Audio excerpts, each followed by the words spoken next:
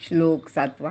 एतां विभूतियोगैश्च मम यो वेत्ति तत्त्वतः सो विकंपेन योगेन युज्यते नात्र संशयः.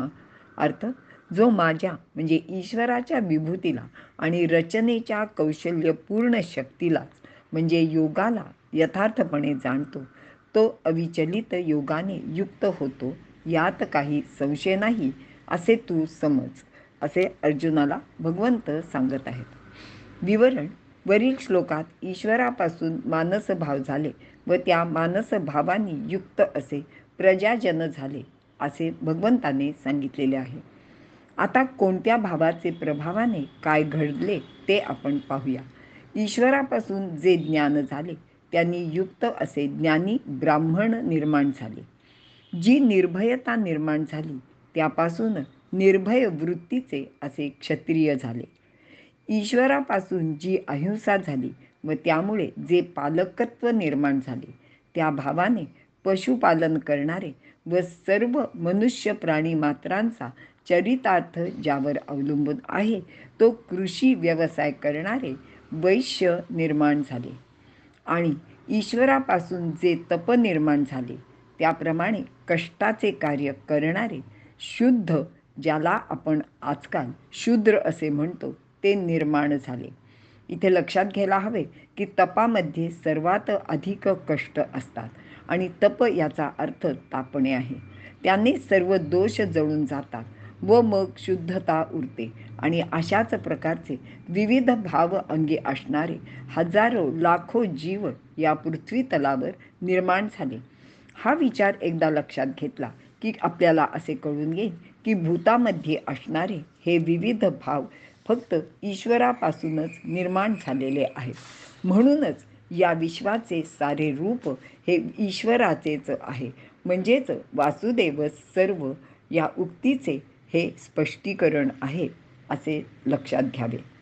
सो विकंपेन योगेन युंजते. ईश्वराच्या संकल्पापासून मानसभाव उत्पन्न झाले, त्यांना धारण करणारे भूत मात्र बनले. ते हे सर्व प्राणी होत. याच विभूती आहेत. विभूती म्हणजे विशेष रूपाने अस्तित्वात येणे. सामान्य प्राणी एका विशिष्ट तऱ्हेने अस्तित्वात येतात म्हणजे जन्म घेतात. पण आत्मा हा प्राण्यांमध्ये जन्म घेत नाही. तो अज, अनादी आणि अनंत आहे. तो विशेष रीतीने अस्तित्वात येतो आणि त्यालाच विभूती असे म्हणतात. जीवाचे शिवाशी मिलन होणे म्हणजे योग. अशा योग्याला विश्वाचा प्रत्येक भाव हा ईश्वराचाच भाव आहे याचे ज्ञान होते किंवा असते. या भावाने तो ईश्वराशी सततच युक्त असतो. तो जे करतो, जेथे जातो तेथे हा एकच एक विचार करीत असतो. या प्रकारे तो योगाशी सतत अविचल असाच राहतो. विभूतीचा आणखी एक अर्थ भगवंताचे ऐश्वर्य असा सुद्धा आहे. आणि योग म्हणजे भगवंताच्या अलौकिक विलक्षण अशा अनंत शक्तीचे नाव आहे. म्हणूनच या योगापासून प्रगट होणाऱ्या विशेष लोकांना विभूती असे म्हटले जाते. योग म्हणजे समता, संबंध आणि सामर्थ्य. जे स्थिर असे परमात्म तत्व आहे त्यापासून अपार सामर्थ्य निर्माण होते. त्याच्या इतके सामर्थ्य इतर कोणात नाही. प्राणीमात्रात ते अंशरूपाने प्रगट होते. मात्र निष्काम झाल्यासच या सामर्थ्याचा संचय होतो. यो वेत्ती तत्वतः. विभूती आणि योगाला तत्वाने जाणण्याचे तात्पर्य असे आहे की प्राण्यांच्या अंतःकरणात प्रगट होणारे जितके म्हणून भाव आहेत, तसेच जी विशेषता आहे आणि प्रभावशाली व्यक्तीमध्ये ज्ञान, विवेक इत्यादी जी विलक्षणता आहे, त्या सर्वांचे मुळाशी परमेश्वरच आहे. तोच सर्वांचा आदिसुद्धा आहे. संसारात क्रिया आणि पदार्थ हे नित्य परिवर्तनशील म्हणजे बदलणारे असे आहेत. स्थायी रूपाने जे विशेष दिसते ते परमेश्वराची व्यापकता, विलक्षणता व अलौकिकता असते. पण असे जेथे दिसते किंवा असते तेथे माणूस गुंतून पडतो.